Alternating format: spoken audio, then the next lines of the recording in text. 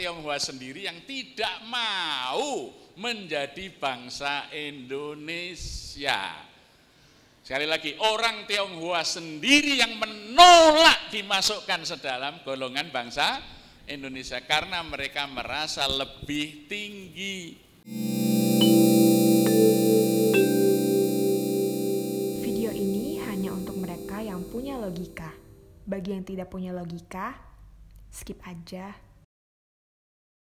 Masalah dengan persatuan bangsa di Indonesia ini adalah ada aja ya orang-orang yang terpandang, yang berpendidikan, yang menyebarkan kebencian dan kebohongan tanpa rasa bersalah. Dan orang-orang ini merusak persatuan bangsa ini.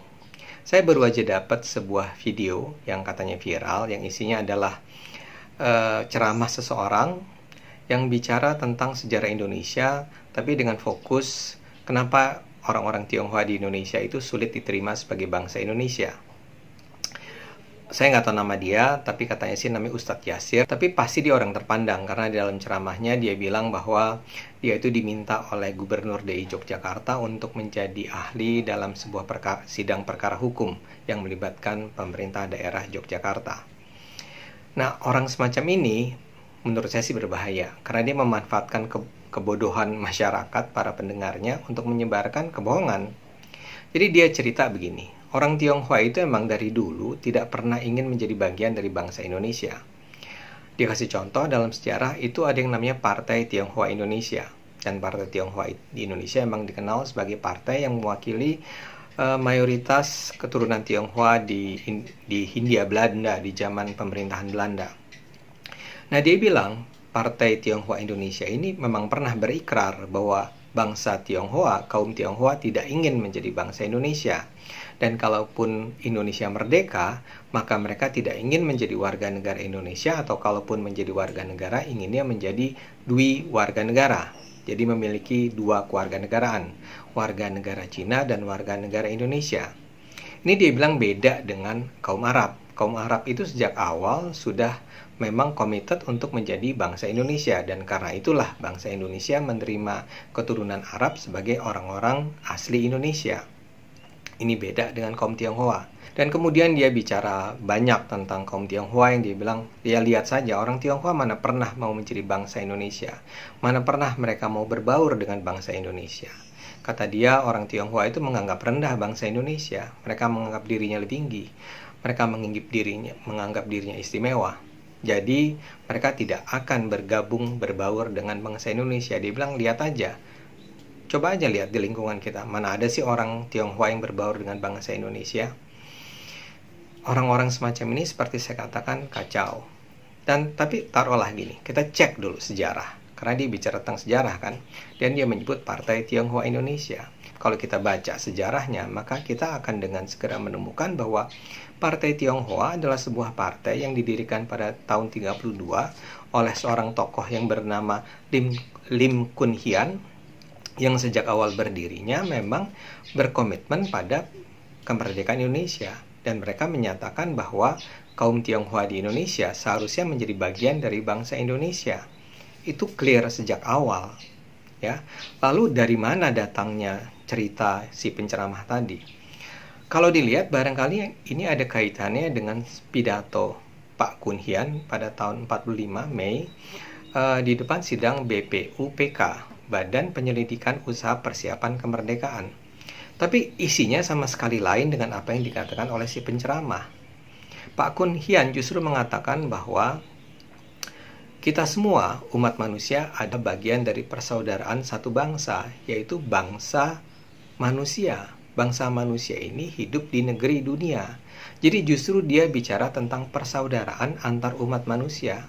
Karena itu dia mengatakan bahwa seharusnya yang namanya etnik, ras, ya, aliran, keturunan, itu menjadi hal yang tidak penting. Yang terpenting adalah kita semua adalah bagian dari bangsa manusia. Jadi dia bicara tentang persaudaraan. Nggak ada dia mengatakan bahwa bangsa Tionghoa tidak ingin menjadi bangsa Indonesia. Itu karang-karangan saja.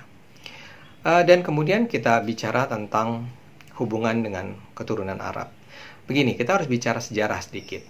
Di masa kolonial, memang ada usaha adu domba dari pemerintah Belanda antara apa yang disebut sebagai bumi putra, pribumi, dengan orang-orang keturunan. Belanda membuat 3 kelas warga negara. Kelas pertama adalah tentu saja adalah bangsa Belanda dan orang-orang Eropa. Di kelas kedua adalah Tionghoa, Arab, India, dan Timur Jauh lainnya. Baru di kelompok ketiga, di kelas ketiga adalah bumi putra atau pribumi. Ya, tujuannya adalah untuk memecah belah antara Tionghoa, Arab, India dengan pribumi, seolah-olah kita adalah 2 kelompok yang berbeda. Nah, Partai Tionghoa Indonesia dan Partai Arab Indonesia adalah 2 partai yang sama-sama menolak gagasan tersebut, berusaha merombak segregasi tersebut. Karena baik Partai Arab maupun Partai Arab sama-sama percaya pada kemerdekaan Indonesia dan kesetaraan etnik bangsa dalam bangsa Indonesia. Dan menarik untuk mencatat bahwa Ketua Partai Arab Indonesia adalah A.R. Baswedan, yang adalah kakek dari Anies Baswedan. Nah, A.R. Baswedan ini pada dasarnya bisa disebut sebagai orang yang berguru pada Pak Lim tadi, Pak Lim Kon Hian tadi. Ya, kenapa? Karena Pak A.R. Baswedan bekerja sebagai redaksi di koran yang didirikan dan dipimpin oleh Pak Kon Hian ini, yaitu Sintitpo. Sintitpo adalah sebuah surat kabar yang akhirnya ditutup oleh pemerintah Belanda karena memang semangatnya yang sangat nasionalis. Jadi Pak A.R. Baswedan, Ketua Partai Arab, dan Pak Kun Hian, Ketua Partai Tionghoa Indonesia, itu punya visi yang sama. Mereka bersahabat, mereka berteman, dan sama-sama memperjuangkan agar baik etnis atau ras Tionghoa dan Arab itu menjadi bagian dari bangsa Indonesia. Jadi nggak ada cerita bahwa mereka itu sebenarnya berbeda, Tionghoa dan Arab. Dan nggak ada juga cerita bahwa Pak Kun Hian memperjuangkan agar orang Tionghoa punya 2 keluarga negaraan. Itu karang-karangannya aja. Dan kemudian ya soal bahwa kaum Tionghoa itu tidak pernah mau berbaur dengan bangsa Indonesia. Itu karangan dari mana? Karena pengalaman sejarah justru menunjukkan sebaliknya.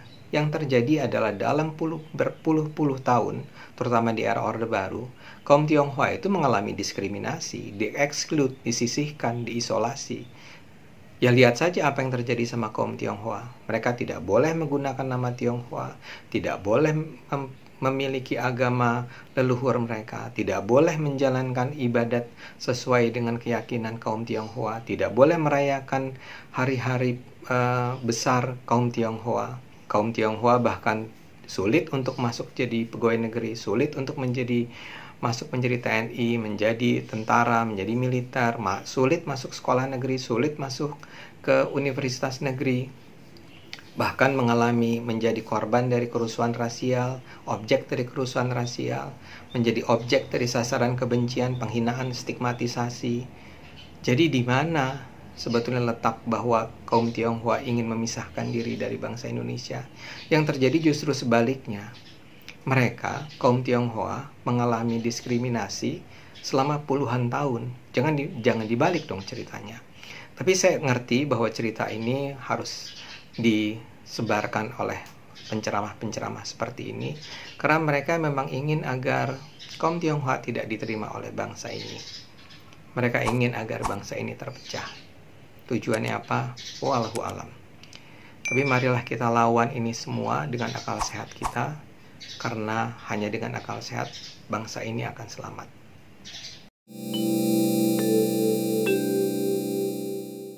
Kalau masih punya logika, jangan lupa subscribe, like, share, dan bunyikan loncengnya.